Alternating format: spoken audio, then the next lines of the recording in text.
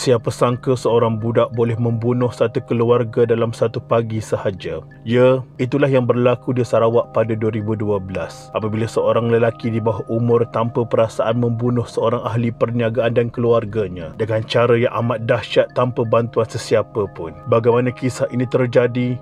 Ikuti kisah ini.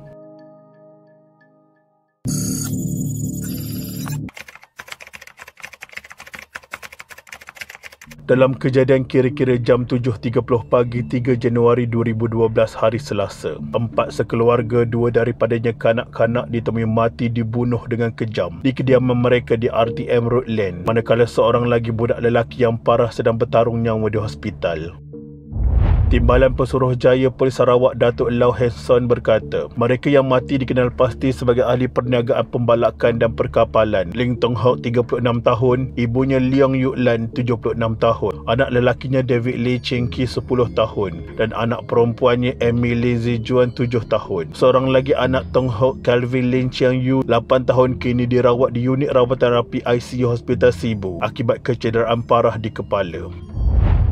Isteri Tong Hock, Lee Juan Lan 28 tahun, sempat menyelamatkan diri ke rumah jiran melalui tingkap selepas terdengar bunyi bising di tingkap bawah kediaman mereka dan pintu bilik tidurnya pula ditendang oleh seorang individu. Ketua Polis Daerah Sibu SCP Syafi'i Ismail berkata, polis menolak rompakan sebagai motif serangan memandangkan rumah tersebut tidak digeledah serta tidak ada barangan yang dipercayai hilang. Polis masih meneliti rakaman kamera litar tertutup di rumah itu.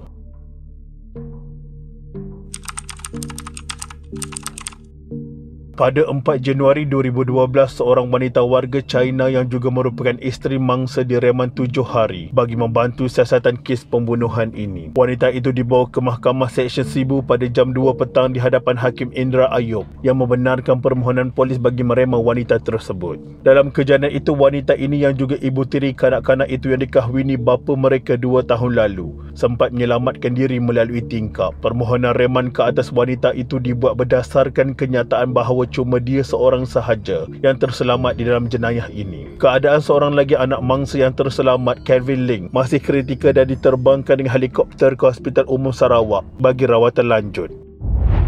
Sementara itu, polis telah membebaskan seorang lelaki berusia 48 tahun yang ditahan awal pada Khamis berhubung kes berkenaan. Lelaki itu adalah jiran kepada mangsa, dibebaskan tengah hari 6 Januari 2012 selepas siasatan mendapati dia tidak terlibat. Menurut seorang anggota keluarga, kesemua mangsa yang mati akan dikebumikan di tanah perkuburan Cina Sungai Aup pada hari Sabtu 7 Januari 2012. Pada 5 Januari 2012, polis berjaya menahan seorang lelaki lain berusia 17 tahun yang juga jiran mangsa dan ibunya yang berusia 44 tahun kerana disyaki terlibat di dalam pembunuhan ini. Timbalan Pesuruhjaya Polis Negeri Datuk Lau Henson berkata, remaja lelaki itu bekerja sebagai kelindan lori dan ibunya suri rumah mereka tinggal agak dekat dengan rumah mangsa. Pada 6 Januari 2012, pihak polis mengumumkan mereka telah berjaya menyelesaikan kes ini dalam tempoh 4 hari selepas kejadian berlaku. Suspek dan ibunya kini berada dalam tahanan polis untuk mendapatkan lebih banyak maklumat untuk menyiapkan kertas siasatan. Polis menahan ibu remaja itu kerana dipercayai dapat membantu dalam siasatan kes itu. Sebaik sahaja kertas siasatan siap, ia akan diserahkan kepada pejabat pendakwa raya untuk tindakan. Dengan penahanan 2 beranak itu, isteri Ling yang sebelum ini ditahan reman telah dibebaskan pada Jumaat 6 Januari 2012. Mengenai sama ada remaja lelaki itu menghidapi masalah mental, polis mengatakan perkara itu sedang disiasat dan menurutnya remaja itu tidak mempunyai rekod jenayah dan ujian air kencingnya didapati negatif. Selain itu, bedah siasat ke atas keluarga kes bunuh ini menunjukkan keempat-empat mereka mati kerana luka parah di kepala akibat dipukul benda tumpul. Menurut pakar bedah Hospital Besar Sarawak, Dr. Jamil Dokade memaklumkan mendiang Ling Tong Hock dan mendiang ibunya Leong Yuk Lan mengalami cedera luka ditetak di tangan dan leher mereka. Kesemua mereka dibunuh kejam diserang sama ada di bilik tetamu, dapur dan bilik tidur rumah mereka antara 7 hingga 7.30 pagi hari tersebut.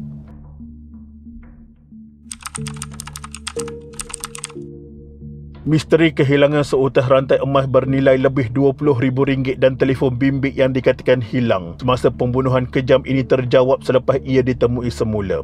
Pada 7 Januari 2012 sekitar jam 10 pagi, polis telah membawa suspek ke tempat kejadian bagi mendapatkan petunjuk dan bukti kukuh untuk menyelesaikan kes terbabit. Sebelum ini, terdapat kabar angin yang mendakwa rantai emas kepunyaan Ling Tung Hok hilang selepas kejadian. Menurut jurucakap polis, rantai itu yang masih mempunyai kesan darah dijumpai di atas lantai dapur serta terselindung di bawah baju jaket yang dijumpai semasa siasatan dilakukan. Polis percaya jaket itu adalah jaket dari rumah mangsa.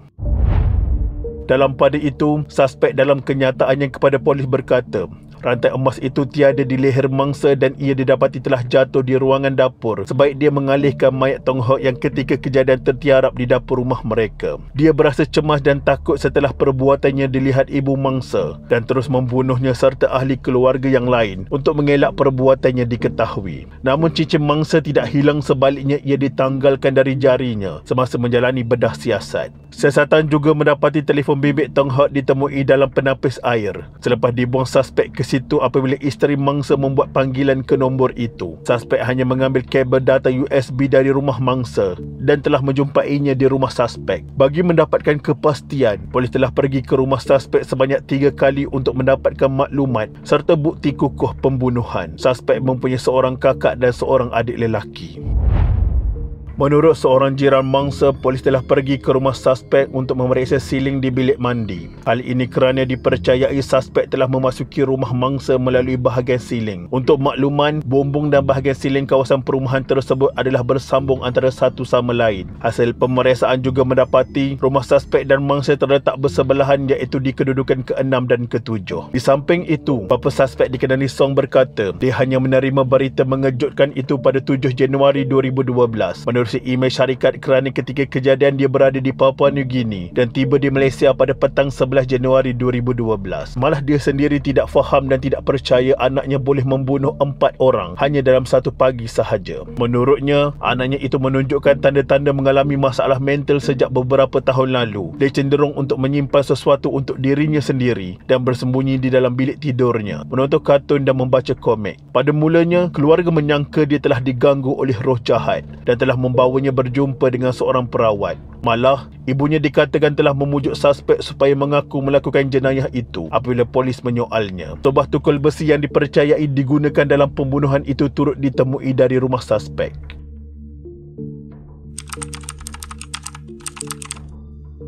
Pada 20 Januari 2012, suspek dihadapkan ke mahkamah seksyen atas tuduhan pembunuhan ini. Mengikut pertuduhan yang dibacakan secara berasingan, remaja tersebut didakwa membunuh 4 orang ahli keluarga tersebut dengan menggunakan tukul besi. Kejadian didakwa berlaku di sebuah rumah teres 2 tingkat di lorong 13B1, RTM Road antara pukul 6.30 dan 7 pagi, 3 Januari 2012.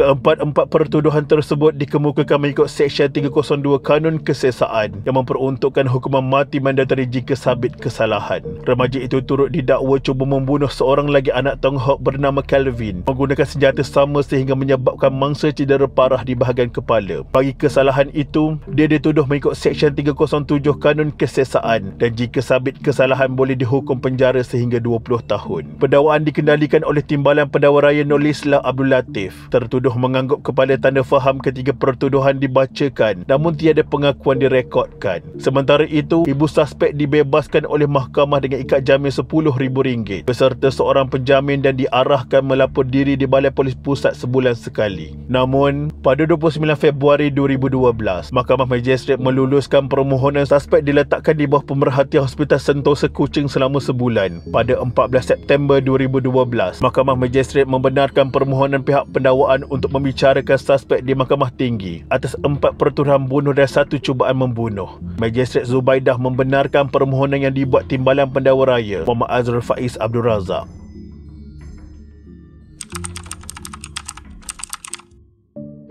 Pada 19 Ogos 2013, suspek yang tidak didedahkan namanya didapati bersalah oleh Mahkamah Tinggi atas pembunuhan ini. Semasa pengadilan kes ini, Hakim Supang Lian mendapati tertuduh bersalah daripada 4 tuduhan membunuh dan 1 tuduhan cubaan membunuh. Pada akhir kes pendakwaan, beliau memutuskan bahawa pihak pendakwaan berjaya membuktikan kes prima facie terhadap tertuduh termasuk semua tuduhan terhadapnya. Seterusnya, tertuduh diperintahkan untuk membela diri.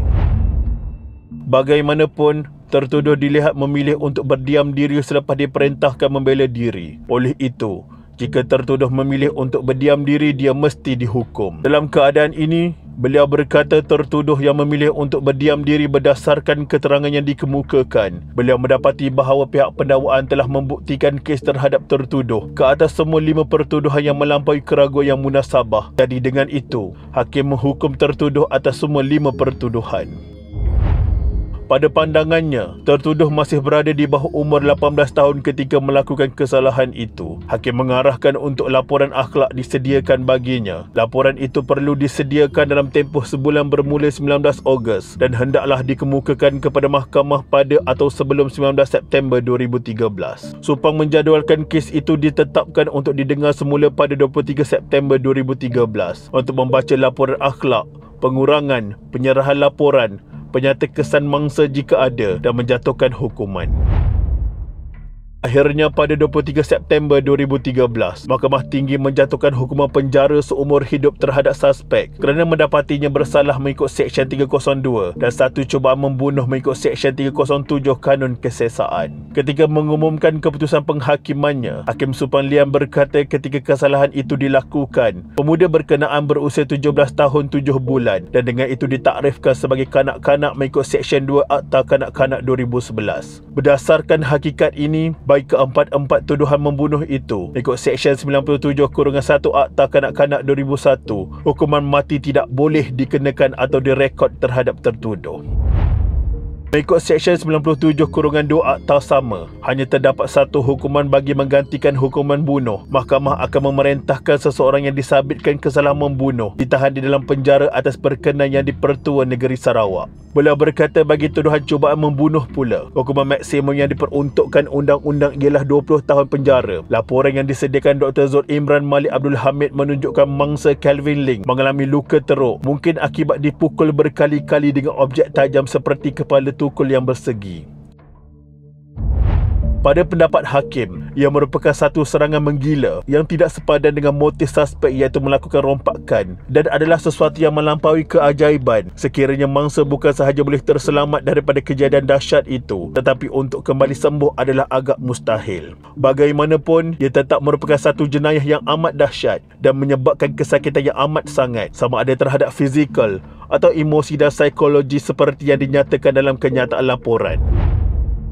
Supang berkata laporan pegawai kebajikan dikenali Ali Taha Ayang menggambarkan tertuduh adalah seorang anak muda yang lebih suka menyepikan diri dan melakukan sesuatu aktiviti secara bersendirian daripada berinteraksi dengan orang lain dan amat tidak matang dari segi berfikir. Hasil pemerhatian ini adalah sejajar dengan laporan pemerhatian psikiatri daripada pengarah Hospital Sentosa Dr. Lau Kim Kah di Kuching yang menyebut bahawa tertuduh mengalami gangguan mental yang dialaminya dari segi interaksi sosial, tingkah laku terhad sehingga menyebabkannya mengalami gangguan teruk dari segi fungsi sosial, pekerjaan dan psikologi. Beliau berkata berdasarkan bukti yang dikemukakan semasa perbicaraan dan pemeriksaan latar belakang yang dilakukan Ali Taha, keluarga tertuduh besar kemungkinan merupakan sebuah keluarga disfungsi dan berpendapat tertuduh boleh membahayakan orang lain jika tidak ditempatkan di dalam kurungan. Walaupun pemuda itu dijatuhi hukuman penjara seumur hidup, undang-undang tetap menuntut hukuman bagi tuduhan kelima, iaitu cubaan membunuh yang hanya dikenakan hukuman 8 tahun penjara yang berjalan serentak dengan hukuman bagi tuduhan membunuh iaitu penjara seumur hidup.